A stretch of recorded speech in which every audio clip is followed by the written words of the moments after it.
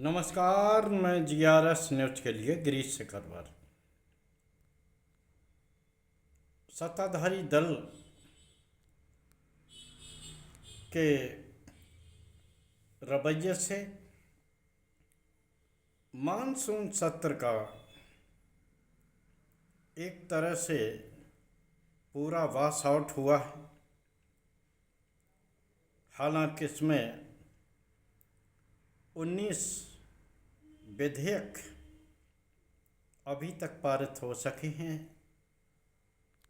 अधिकांश विधेयक 2 से 3 मिनट के अंदर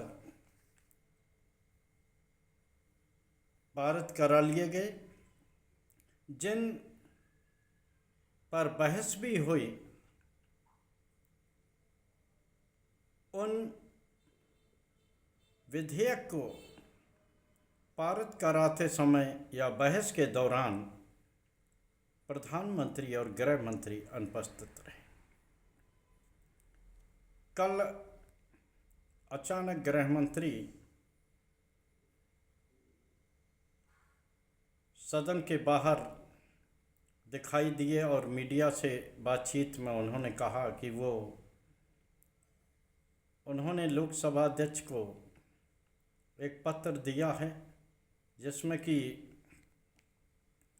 वो हर तरह की चर्चा का जवाब सदन में देना चाहते हैं। ये बात अलग है कि आज सदन का अंतिम दिन है और मुझे नहीं लगता कि आज इस संबंध में कोई चर्चा हो पाएगी। ये अलग बात है कि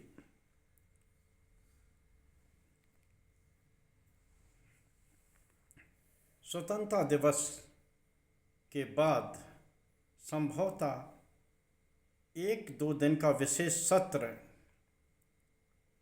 बुलाया जाए जिसमें कि किसी ऐसे विधेयक पर या किसी ऐसे मुद्दे पर चर्चा हो जिससे कि पूरे देश में एक नैरेटिव सेट किया जाए और जो मानसून सत्र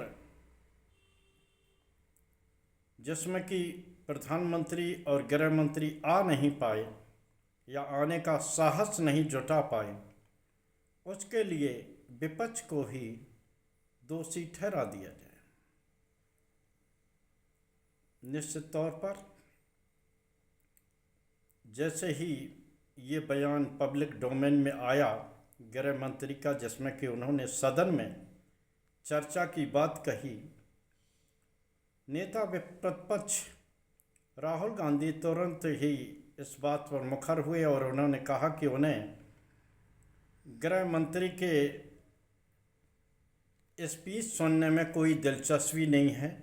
वो सिर्फ 2 मुद्दों पर गृह मंत्री का जवाब चाहते हैं। एक कि जंतर मंतर पर पैलेट गन चलाने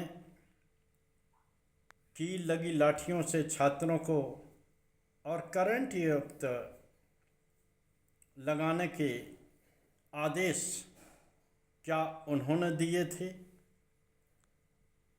या उन्होंने नहीं दिए थे।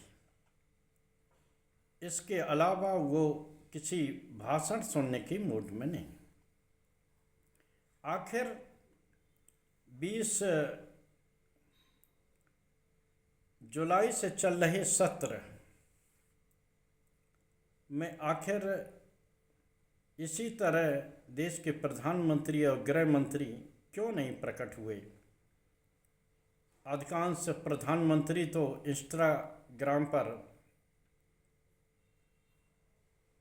आकर देश को ये बताने का प्रयास करते रहे कि वो एक्टिव हैं, लेकिन सदन में रहने के बावजूद भी गृह मंत्री सत्र में बैठकों में शामिल नहीं हुए। एक तरह से वे अपने चैम्बर में बैठकर कार्रवाई का आनंद लेते रहे। निश्चित तौर पर आज उनका बहस कराने की इच्छा का क्या होगा। मुझे नहीं लगता कि किसी भी मुद्दे पर आज बहस हो पाएगी। आज ही मानसून सत्र का समापन होना है और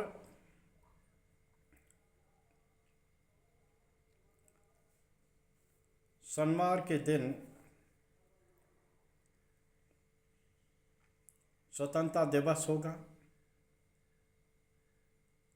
फिर रविवार रहेगा और हो सकता है कि 20 तारीख के बाद या करीब कोई विशेष सत्र बुलाया जाए, क्योंकि इस सरकार की ऐसी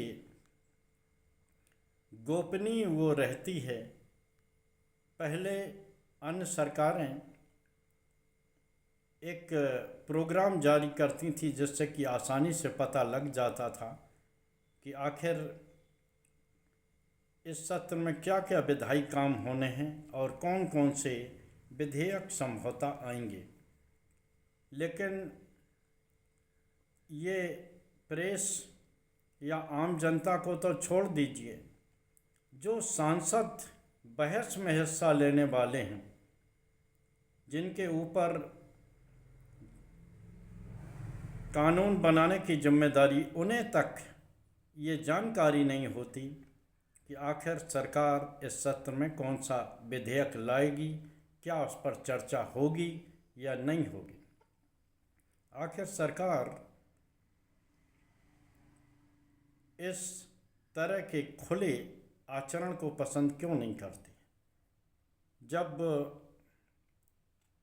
भारतीय जनता पार्टी विपक्ष में थी तो इन्हीं सब बातों को लेकर सत्ताधारी दल की आलोचना किया करती थी और सरकार को विभिन्न मुद्दों पर कटघरे में खड़ा करती थी। आज देश के प्रधानमंत्री खुद सदन में नहीं आते, गृह मंत्री सदन में नहीं आए और सत्ताधारी सांसदों का ये रवैया है कि वो इस पर बात करने के बजाय इस बात को लेकर विपक्ष को घेर रहे हैं कि वो सदन चलने नहीं दे रहा। यहाँ प्रश्न है कि आखिर सदन चलाने की जिम्मेदारी सत्ताधारी दल की मुख्यतः होती है या नहीं होती। जब खुद सत्ताधारी दल सदन न चलाना चाहता हो तो आप तय मान लीजिए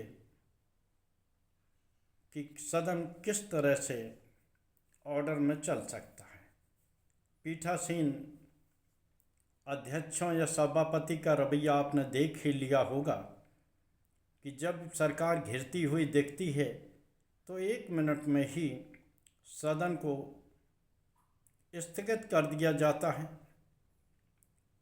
चर्चा भले ही नियमता विपक्ष द्वारा मांगी गई हो, उसको स्वीकृत नहीं मिलती और अगर विपक्ष सत्ताधारी दल को किसी या उनके मंत्री को किसी मुद्दे पर घेर लेता है तो तमाम नियम कायदे से कार्रवाई से उन मुद्दों को बाहर करने का काम किया जाता है। जबकि सत्ताधारी दल के बड़बोले सांसदों को पर्याप्त मौका दिया जाता है और वो किसी भी प्रकार से लोकसभा अध्यक्ष जो कि विपक्ष से लगातार अपने बयान को एंथेटिक करने की बात करते हैं, पर्याप्त सबूत देने की बात करते हैं, वो भारतीय जनता पार्टी के बड़बोले सांसदों से इस बारे में बात नहीं करते।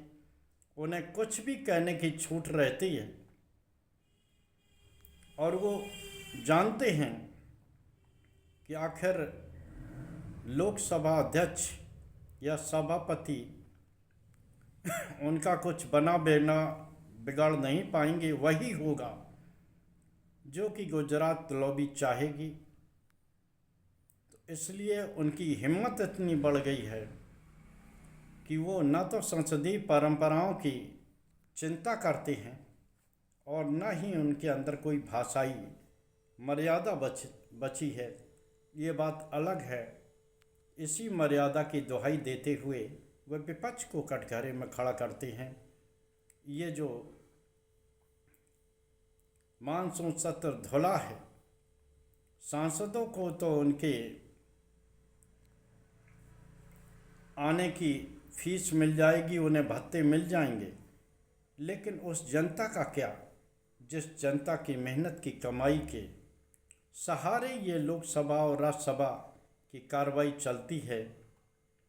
उनका तो करोड़ों रुपया यूं ही व्यर्थ में जाया हो गया। आज के ब्लॉग में बस इतना ही। जय हिंद, जय भारत। कल फिर किसी नए मुद्दे पर आपके साथ जुड़ने की कोशिश करूँगा। जय हिंद।